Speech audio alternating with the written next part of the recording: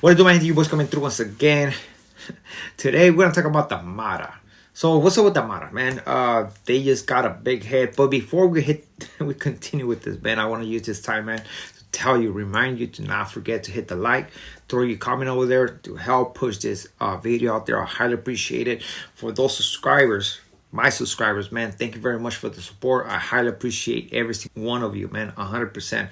Now, for those new subscribers, thank you very much for the chance, for the oportunidad. And for those who have not subscribed, man, what are you waiting? I'm not taking away from you. I'm not asking for too much, man. It doesn't cost nothing, man.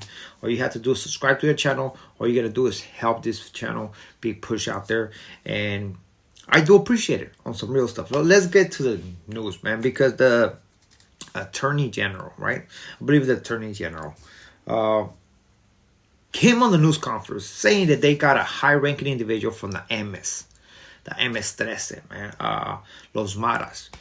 And this individual was living in Virginia, and apparently they got him. I think for what they said, this guy was in charge of the East Coast, man.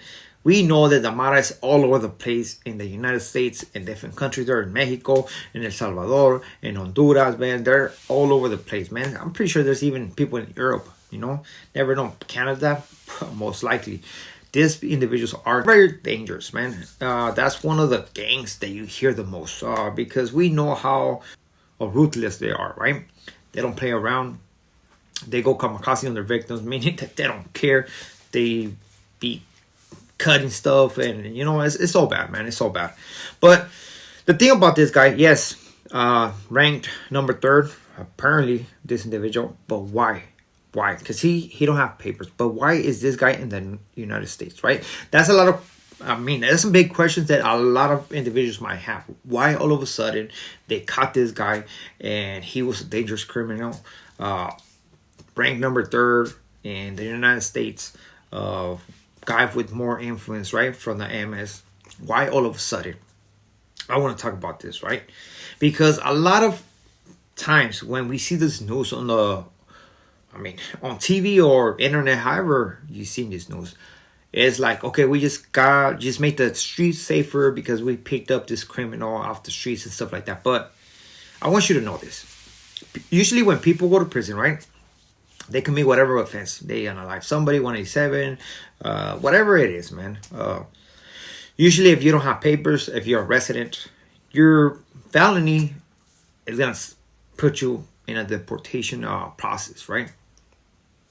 Not everybody gets deported, though. Sometimes people slip through the cracks.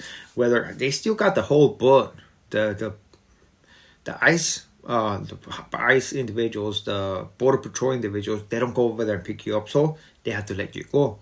And meaning that these guys who don't have papers, now they're on the streets, they still have to go to the parole office because they have to show that, I'm here, I'm showing myself up, I'm going to go get a job right here.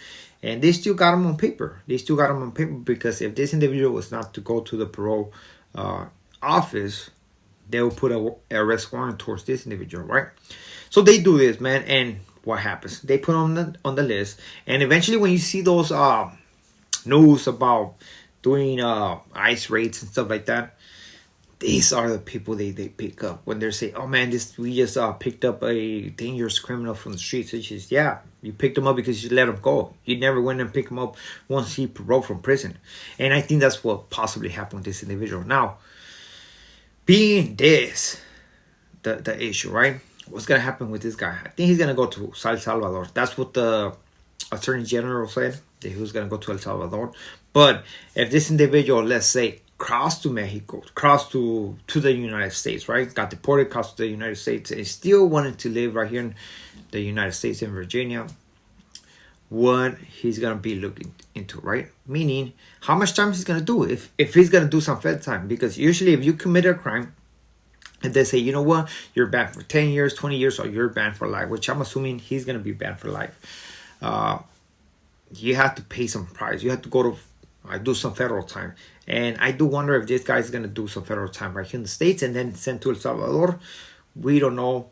Most likely what I think is going to be sent to El Salvador because one thing we know about El Salvador, if you're a gang member, if you have certain tattoos in your body, right, they're going to send you to that prison, and you're going to be locked up right there for years.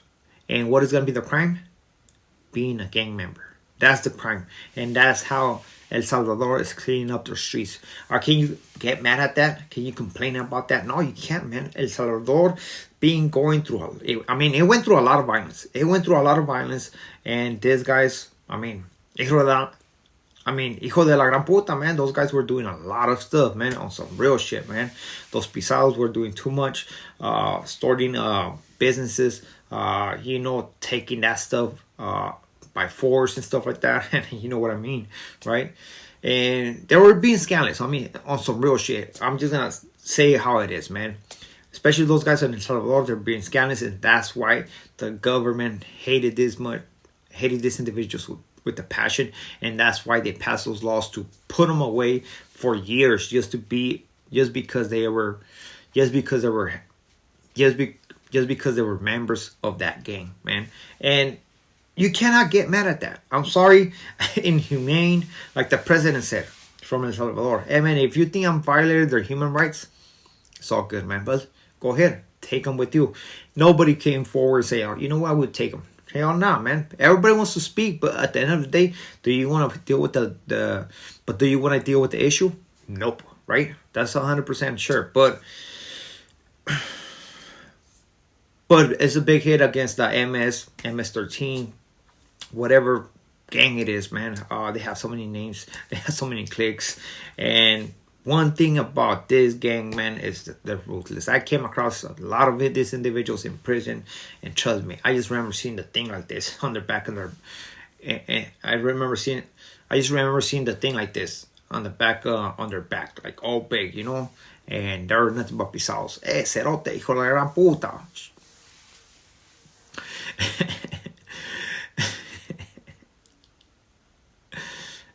He said, "Oh, hijo de la puta, man." Shit. They talk funny. We all talk funny, man. But it's tight, man. It's cool that I guess they're cleaning up the streets. We don't need criminals in the United States, man. Let's clean up the streets. Let's clean up the government. Let's clean it. Everything, por favor. And as Hector Bravo said, let's clean up CDCR, por favor. Porque there's a lot of basura all through the fucking places that a lot of people are fucking hiding like motherfucking cucarachas under the rock, It's time to fucking pull out the fucking bleach and start cleaning this shit with fucking Lysol or bleach. Whatever you want to do, man. Now, speaking about the prison in El Salvador, man. I know a lot of people agree with this, of sending a lot of illegals to El Salvador, especially those guys who are gang members. I do want to tell you one thing, man. If your family member is not illegal in the United States, is in prison, he's not going to be sent over there, man. Doesn't matter if his family is from El Salvador or whatever, man. He's not going to be sent over there. They just sending individuals who are illegal and need to bounce, man. And that's where they're going to keep all these individuals. Of course, El Salvador is getting paid for this. They love it.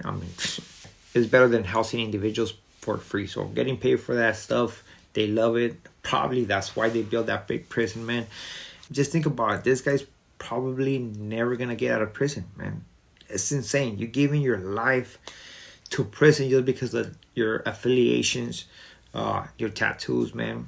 It's all over the place. It's time for somebody to do something about this, man. Because at the end of the day, they are taking away from good working individuals. They're victimizing people that don't even have to do with nothing, man. One thing about the Mara that made them so violent, and this is why when I spoke with those guys from the Mara in prison, because I was like, man, how does Amara get so violent, right? You have to remember that in their years, what was it, like in the 90s or whatever, or in the 80s, they had guerra over there in El Salvador, and all those guys fucking estaban locos, güey. All those guys estaban locos with the things they saw, and eventually those guys got sent to the U.S., right? Because of whatever was going on in El Salvador. So all those guys salieron bien piratones, and at the end of the day, that's why those guys are so violent, So with this being it, we are out to next video. Muchas gracias. Thank you for the support. Thank you for watching that video all the way through the end. Highly appreciate it. So, ahí nos vamos. Y al ratos, cuídense, compas. Fierro.